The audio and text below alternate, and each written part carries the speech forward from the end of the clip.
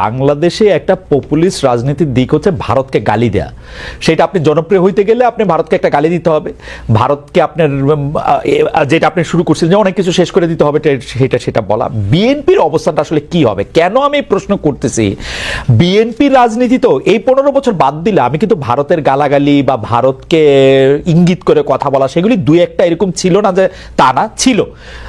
কিন্তু আমরা যখন ক্ষমতায় বিএনপি গেছে 2001 থেকে 2006 যদি আমরা ধরি, সে ভারতের কাছে গ্যাস বিক্রি করে দিতে চাইছে, সে টাটার কারখানা এখানে আইনা কম দামে বিদ্যুৎ দিতে চাইছে, ভারতের সাথে সম্পর্ক উন্নয়নের জন্য এক্সট্রা মাইল গেছে। কেউ কেউ বলতে চায় যে তাইওয়ানকে স্বীকৃতি দিছে ভারতকে খুশি করার জন্য, চীনকে অখুশি করার জন্য।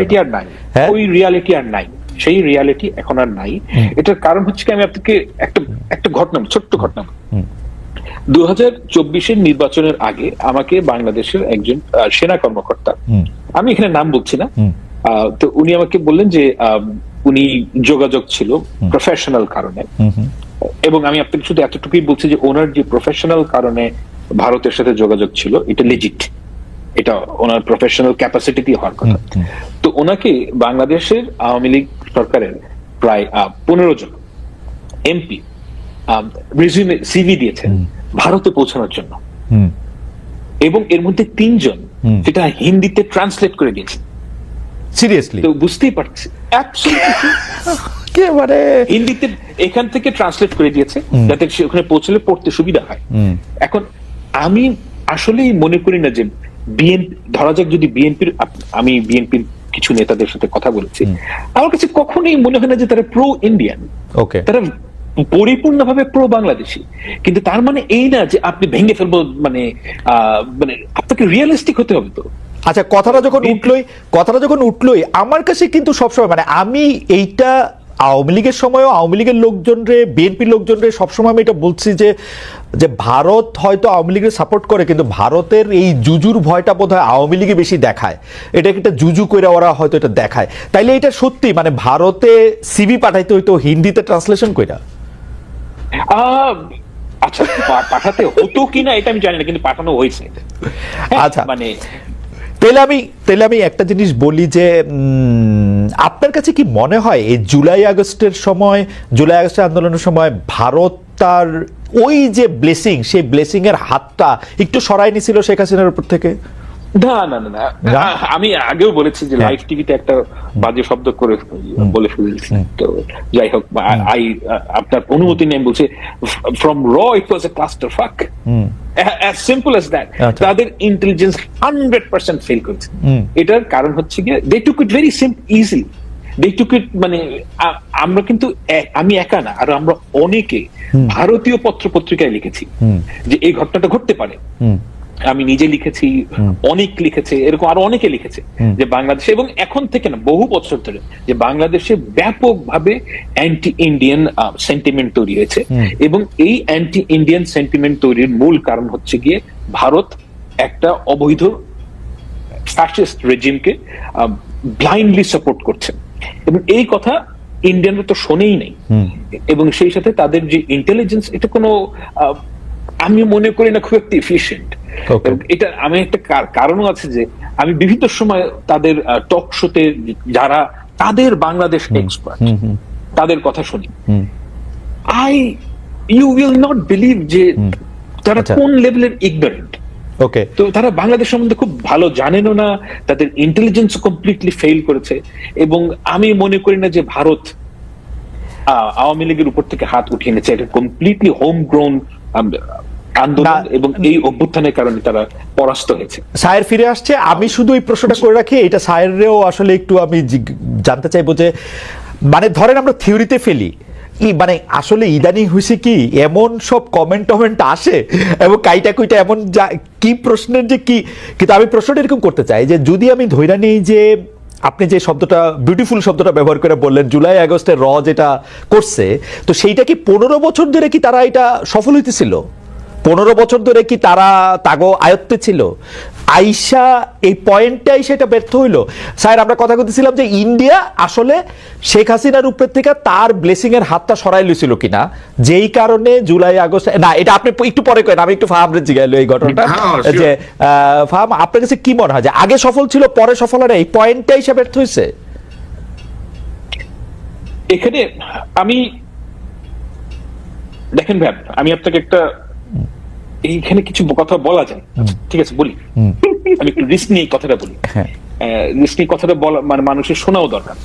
সেটা হচ্ছে কি, আমার সাথে একজনের কথা হচ্ছিল যিনি ভারতের, সরি ভারত না, আমি বলছি যে বাংলাদেশের ইন্ডিয়ার সাথে যেই গ্যাস এবং মানে এনার্জি ডিল এটার সাথে যুক্ত ছিলেন।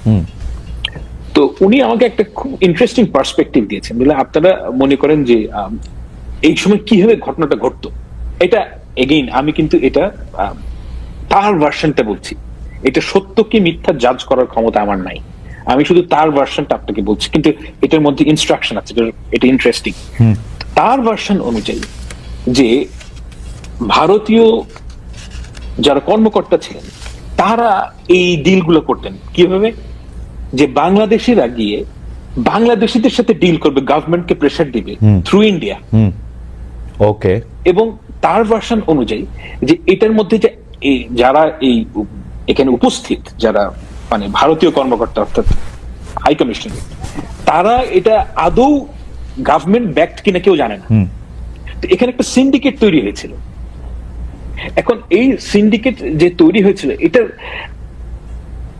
আপনাকে কি ইঙ্গিত করে? আমার কাছে আমার রিডিং হচ্ছে, যদি এই ভার্সন সত্যি হয়ে থাকে, আমার কাছে মনে হচ্ছে এটা একটা ভেরি ডিসফাংশনাল থিং, এবং এখানে একটা অর্গানিকলি একটা সিস্টেম তৈরি হয়েছিল যেখানে বাংলাদেশের লোকেরা মনে করতো যে ভারতের blessing, which is actually not ভারতের ব্লেসিং, এখানে ফাইন্যান্সিয়াল লেনাদেনও হয়তো হতো। এবং মানে অ্যাবসলিউটলি মানে ও ভারতের লোকজনের ঠেকাটা কি, এটাই আমি আসলে বুঝতে চেষ্টা করতেছিলাম যে মানে ঠেকাটা কি। এবং আপনি ফাইন্যান্সিয়াল লেনদেনের কথাটা বলতেছিলেন, আজ আপনি শেষ করেন তারপরে, সরি আমি। এখন এই লেনাদেনা যদি কেউ অভ্যস্ত হয়, আপনি চিন্তা করেন, আমি ওনার ভার্সনটা সত্য বলে ধরে নিচ্ছি ফর 1 সেকেন্ড, এবং আপনি চিন্তা করেন যে আমি একজন ইন্ডিয়ান 30-35 বছরের সরকারি কর্মকর্তা, আমি বাংলাদেশে কাজ করতে এসেছি, কাজ করতে এসে দেখছি যে আমাকে ফ্ল্যাটারিং আচরণ করা হচ্ছে আমার সাথে, এবং আমাকে পয়সা দেওয়া হচ্ছে শুধু ফাঁকড় মারার জন্য। তা আমি তো এতে ইন্টারেস্ট হবই। ওকে, তাই না? যে আপনার কথা যদি আপনার পয়েন্ট পরিষ্কার। আমি একটু স্বামীর কাছে জানতে চাই, স্বামী আমার ইয়াটা হচ্ছে যে 15 বছর ধরে আওয়ামী লীগকে ভারত সাপোর্ট করতেছিল, সেই সাপোর্টটা জুলাই আগস্টে সরাই নিছিল কিনা? 15 বছর ধরে ভারত আওয়ামী লীগ সরকারকে যে সাপোর্ট করছিল সেটা তারা অবশ্যই জুলাই আগস্টে সরায় নেয় নাই। এটা যদি আপনি একটু দেখেন, কারণ জুলাই আগস্ট পরবর্তী সময়ে বাংলাদেশে বিভিন্ন রকমের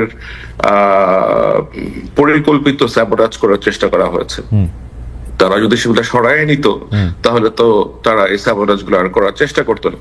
আর যদি ব্লেসিং সরাই নিত তাহলে তারা হাসিনাকে বা গ্রহণ করতো কেন? বিশ্বের কোনো দেশ তো তাকে গ্রহণ করতে রাজি ছিল না।